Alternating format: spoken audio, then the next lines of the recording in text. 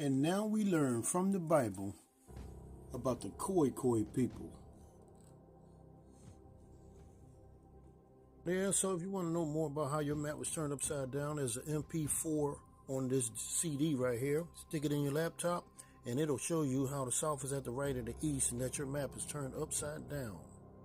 Hello out there. So why is it that every time you try to add a little tint to some of the people in the Bible, you always got to come across some opposition?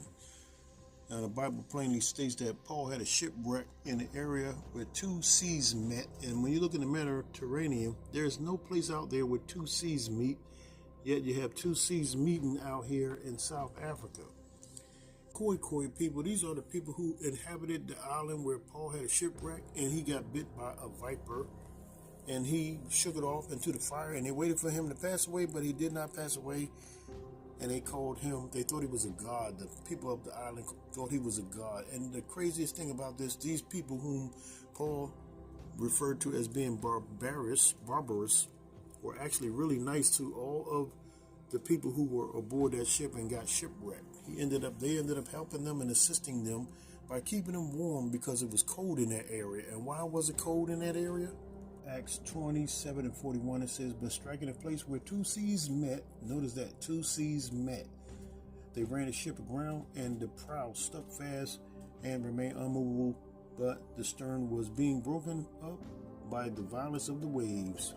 Now this is the 28th chapter of Acts. It says, now when they had escaped, they then found out that the island was called Malta, and the natives showed us unusual kindness, for they kindled a fire and made us all welcome because of the rain that was falling and because of the cold in South Africa. This one, but I believe it was this one because it said where the place where two seas met, and this is the area where the two seas meet in Africa.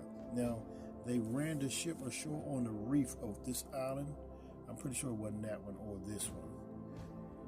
And this is called Robben Island.